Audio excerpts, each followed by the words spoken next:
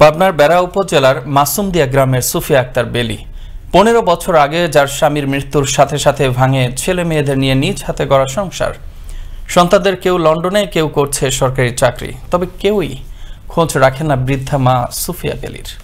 এরই মধ্যে খবর বেরিয়েছে সরকারি চাকরিরত অবস্থায় বেলির এক পুত্র মামলায় জড়িয়ে চাকরি হারালেও নিজেকে মৃত দেখিয়ে মামলা খারিজ করিয়ে চাকরিতে পুনর্বহাল হন ওই পুত্র। পাবনা থেকে সেলিম মোর্শেদ রানার প্রতিবেদনে থাকছে বিস্তারিত। পাবনা জেলার বেড়া উপজেলার মাসুমদিয়া গ্রামের মৃত আক্তার উদ্দিন চৌধুরী। তিনি সরকারি হাসপাতালে বিভিন্ন জেলায় চাকরি করতেন। পরিবারে ছিল তার স্ত্রী, 5 পুত্র ও 3 কন্যা। ছিল না অভাব অনটন। 15 বছর আগে মৃত্যু হয় তার। পরিবারে নেমে আসে ঘোর অমানিসা। একে একে বিয়ে হয় কন্যাদের। পুত্র সন্তানরাও যে যার সংসার নিয়ে ব্যস্ত। তবে একাই দিনাতিপাত করছেন আক্তার উদ্দিনের স্ত্রী।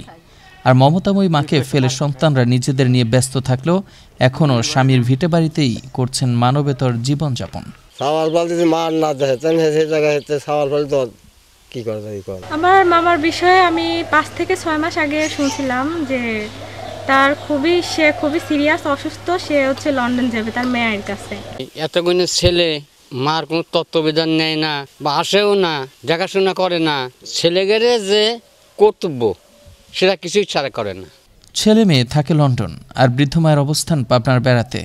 8 সন্তানের সবাই প্রতিষ্ঠিত, বলছেন পাড়া প্রতিবেশী।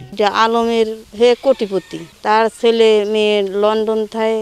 সন্তান যদি বাপ মার না দেখতে পারে সেটা তো কোনো মানবিক দিক হবে না, অবশ্যই এটা একটা খারাপ দিক। এদিকে শামসুল আলম চৌধুরী নামের তার এক পুত্র বগুড়া রংপুর সরকারি হাসপাতালে চাকরিরত অবস্থায় ধর্ষণ ও হত্যা মামলার আসামি হয়ে সেখান থেকে সাসপেন্ড হন।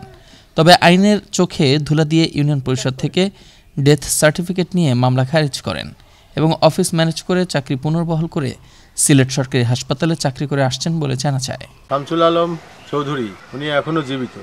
ওনার নামে যে মামলা হয়েছিল ওইটার মামলা থেকে অব্যাহতি পাওয়ার জন্য সে সার্টিফিকেট আনছে। তবে শামসুল আলম চৌধুরীর কোনো খোঁজ নেই বলে জানান তার এই আপন বোন। খালি আমার এই শাহজাহান ভাইয়ের খবর জানি, শামসুল আলমের কোনো খবরই জানি না, বহুদিন আমি জানি না। এদিকে কিভাবে মৃত সনদ পেল শামসুল তা জানতে ইউনিয়নটির চেয়ারম্যানের মুখোমুখি হলে ওই স্বাক্ষর তার নয় বলে দাবি করেন তিনি।